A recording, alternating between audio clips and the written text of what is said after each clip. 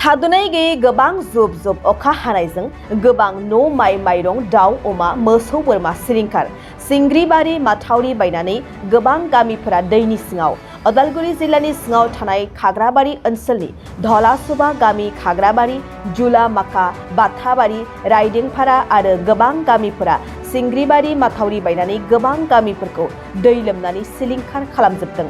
न' बां माइ माइरं मोसौ बोरमा गाननाय जोमनाय अमा दाउ गासैखौबो सिलिंखार खालामजोब्बाय होनना फोरमायदों दै लोमजानाय दुखुथिया नखरनि सुबुंफोरा। सुख्लाय दैमानि माथावरिखौ आबुङै होथेनो थाखाय सरकारनिसिम खावलायदों, नङाब्ला आरो उननि समाव बांसिनसो खैफोद खालामगोन होननानै फोरमायदों गामिनि सुबुंफोरा। थांनाय जे हरनि समाव जे 10-11टानि गेजेराव मोनसे जाब्रबथाय बुंनांगोन, मिथिंगायारि मोनसे खैफोदजों नैबे सुख्लाय ओनसोल सुख्लाय सेराव रायजो जानाय मोनसे दहला गामि दङ। बे सुख्लायनि जे मोनसे माथावरि बियो हरखाबै बायनानै नैबे दहला गामिनि गासै नखरफोरखौ दिनै बे दैया दिनै बुसोमफैबाय आरो बे बुसोमफैनायाव बै नखरफोरनि जि थांना थानायनि थाखाय जिफोर लाइ लथर दङ, जिफोर माने नांगौ मुवा दङ, जेरै डकुमेन्टस आरो बिथांमोननि दो दोख्ला, बिथांमोननि न' बां बेखौ दिनै दैबानाया हरखाबै लाना थांदों आरो बिथांमोना दिनैनि थाखाय गोबां दुखुयै दङ। बिथांमोनहा थानो थाखाय जिरायनो थाखाय न' गैया। बिथांमोना दायो आलानि आथानि माने लामा सामायाव दङ।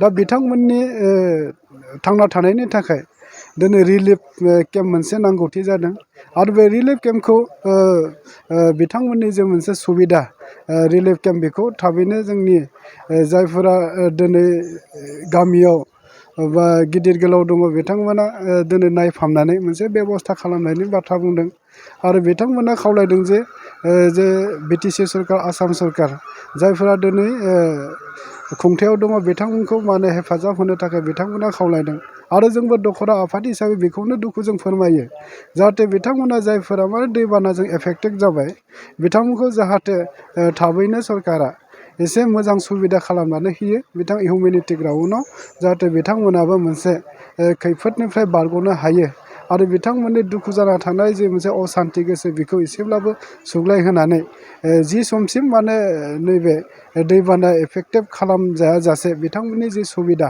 बेखौ खालामना होजानायखौ जों दखरा आफादनिफ्राय जेब्लायबो लुबैयो।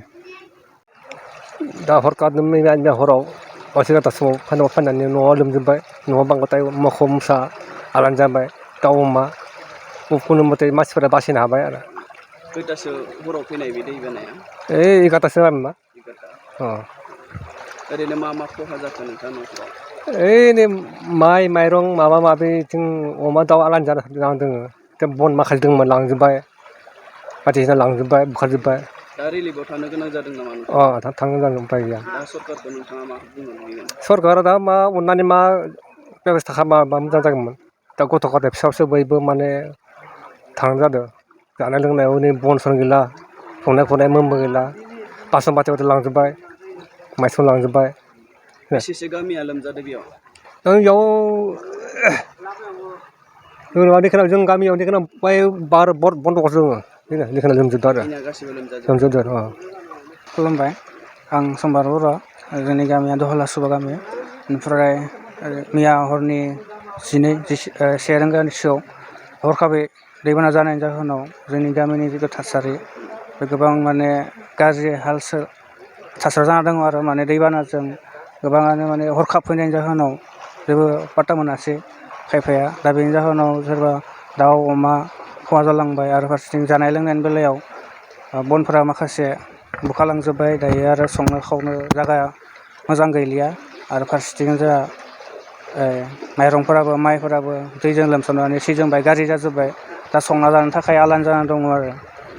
दा गंबेसे न'खरा दिनै बेबायदि लोमजाजोबदों?